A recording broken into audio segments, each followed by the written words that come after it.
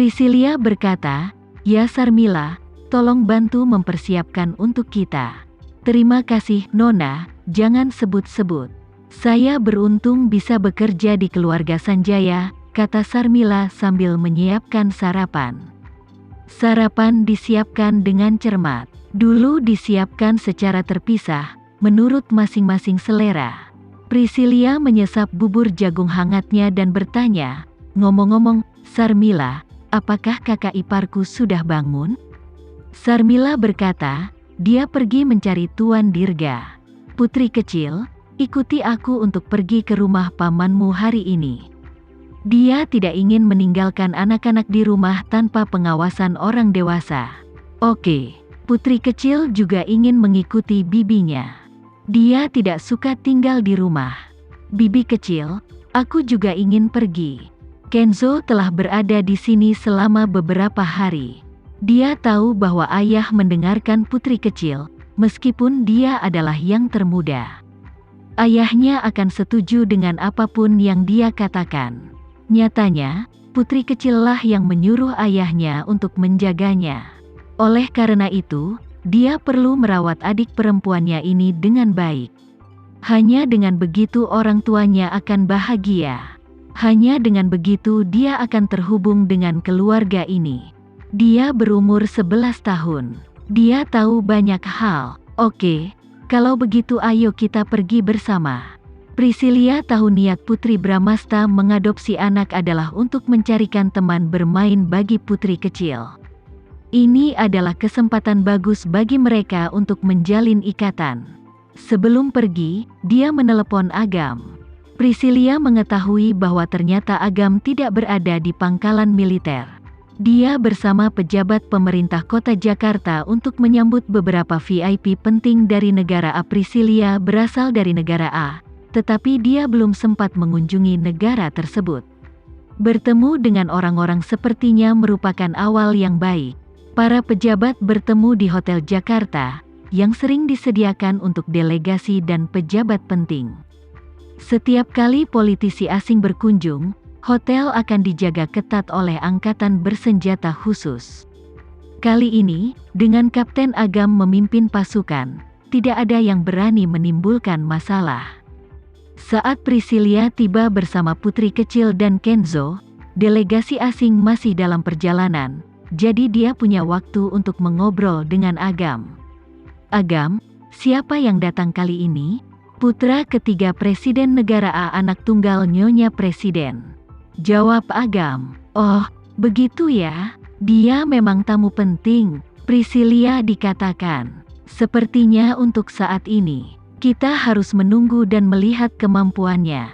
Bibi kecil, putri kecil ingin pergi ke sana dan bermain. Bolehkah aku membawanya?" Kenzo memperhatikan bahwa putri kecil terus melihat ke arah itu, dan menebak bahwa dia ingin pergi ke sana. Sebagai kakak laki-laki yang baik, dia harus menyadari apa yang ingin dia lakukan. "Silakan, berhati-hatilah. Di sini aman, jadi Priscilia tidak terlalu mengkhawatirkan mereka." Kenzo dan putri kecil pergi ke lantai 2. Sebelum dia melihat lebih dekat pada lampu musik yang menarik perhatiannya sebelumnya, kerumunan bawah menarik perhatiannya. Kak David, anak laki-laki berjas hitam itu paling akrab dengannya. Dia adalah kakaknya David. Meskipun pakaiannya berbeda, dan rambutnya lebih pendek, wajah dan matanya tidak berubah. Putri kecil langsung mengenali kakaknya David. Dia telah memikirkannya setiap hari.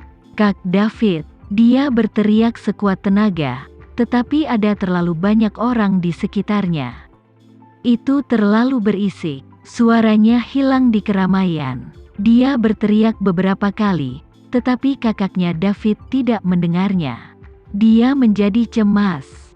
Jadi dia berbalik dan bergegas turun. Kenzo mencoba menangkapnya, tapi dia terlalu cepat. Dalam sekejap mata, dia menghilang ke kerumunan. Kenzo tidak bisa mengikuti. Dia berjalan melewati kerumunan dan bergegas menuju kakaknya David.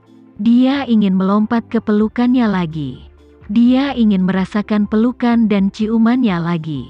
Terlalu banyak orang di sekitar kakaknya David.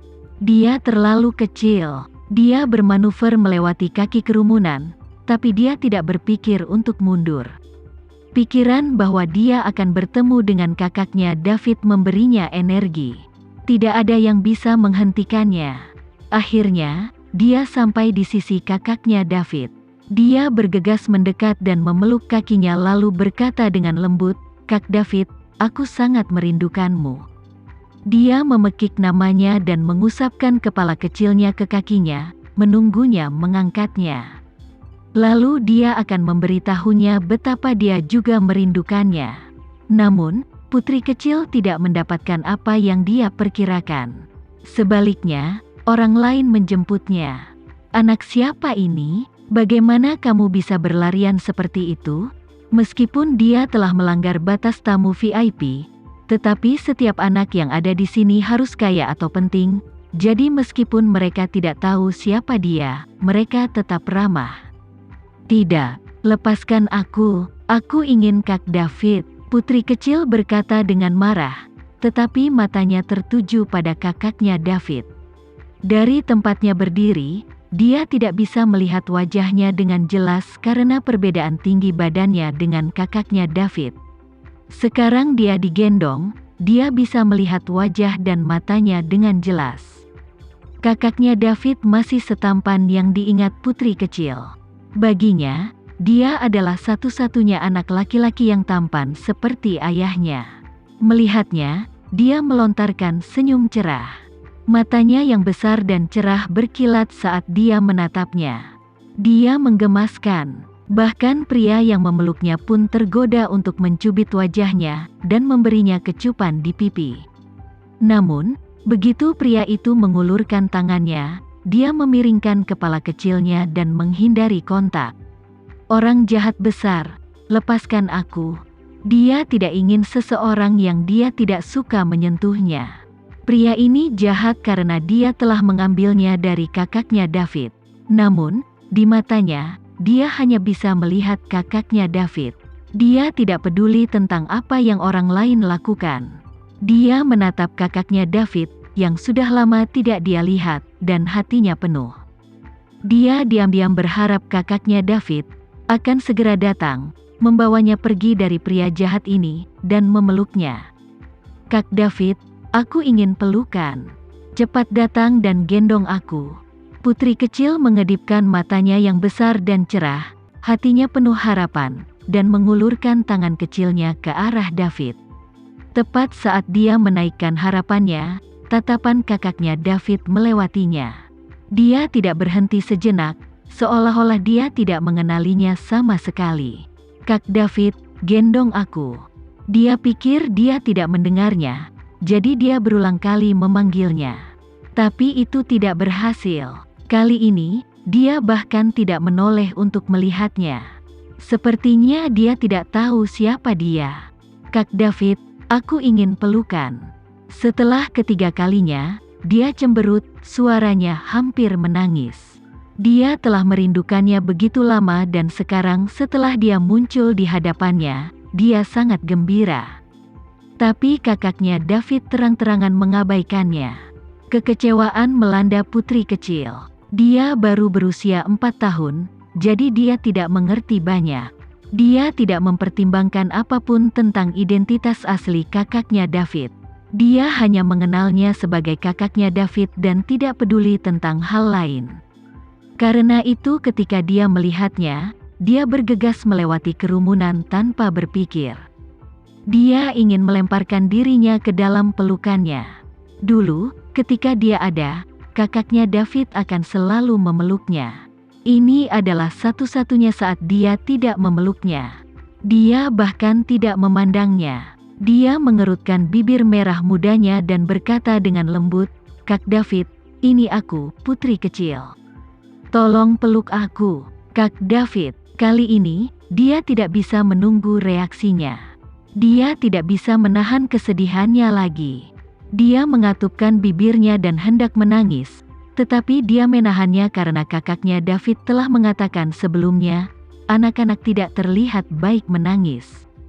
Dia tidak ingin menjadi bayi yang menangis. Dia tidak ingin kakaknya David berpikir bahwa dia tidak manis.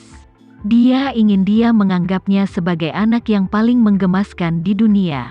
Namun, dia masih tidak memandangnya, seolah-olah dia sebenarnya bukan kakaknya David, yang akan melindunginya dengan nyawanya.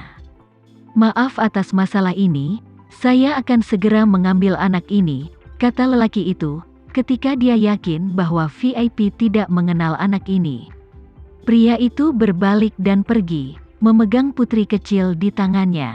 Orang jahat besar, kamu orang jahat besar, lepaskan aku ingin kakakku David. Dia mendorong dan mencakar, tetapi dia tidak bisa melarikan diri karena dia terlalu kecil. Nak, itu VIP kita hari ini. Dia bukan kakakmu David. Pulanglah dan temukan kakakmu David. Pria itu dengan sabar menjelaskan padanya.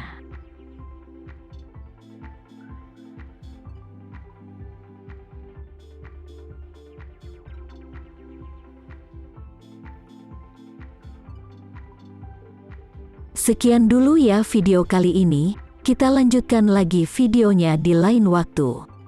Oh iya, bagaimana menurut kalian? Semoga bisa sedikit menghibur kalian semua. Untuk teman-teman yang baru nonton, jangan lupa subscribe ya, hehehe.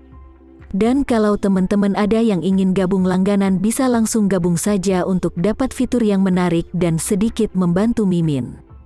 Terima kasih banyak sudah menonton, sampai jumpa lagi, bye.